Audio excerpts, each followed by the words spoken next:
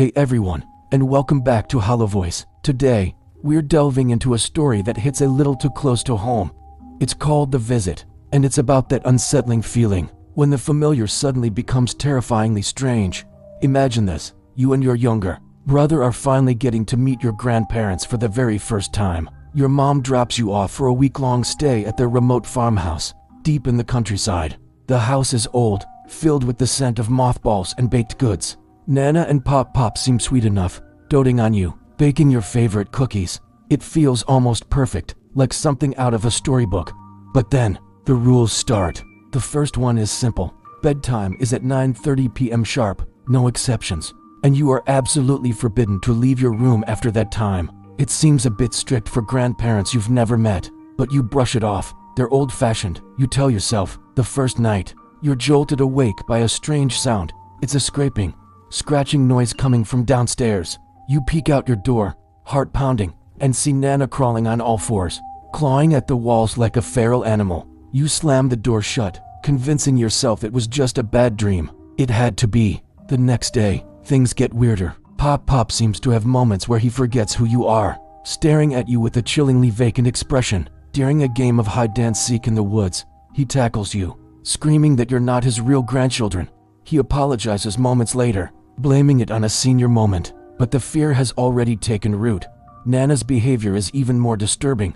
You find her staring into the mirror, giggling to herself, but her reflection isn't smiling back, it's weeping. You ask her what's wrong, and she just turns to you with a wide, unnerving grin and says, "We're just so happy to have you here." The 9:30 p.m. rule becomes a nightly horror show. Every night, you hear them, the scratching, the moaning, the guttural whispers from downstairs. Your brother is terrified, begging to call your mom. You try the landline, but it's dead. No cell service.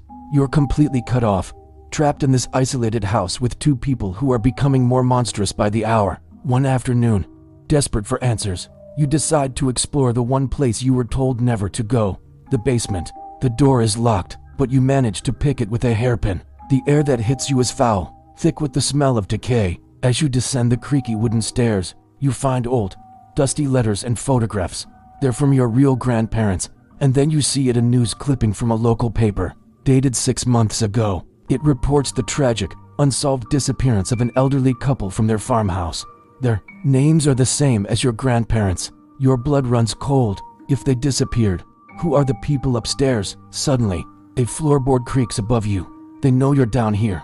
You scramble back up the stairs, but the door is blocked. Pop is standing there, his face no longer a kindly mask but a twisted sneer of rage. "You shouldn't have done that," he hisses. Nana appears behind him, her movements jerky and unnatural, that same wide, terrifying smile plastered on her face. The truth crashes down on you. These aren't your grandparents, they are imposters, escaped patients from the local psychiatric hospital mentioned in another news clipping you found. They killed your real grandparents and took their place, waiting for you. Now, they want to play house forever. The game is over, and you are the prize.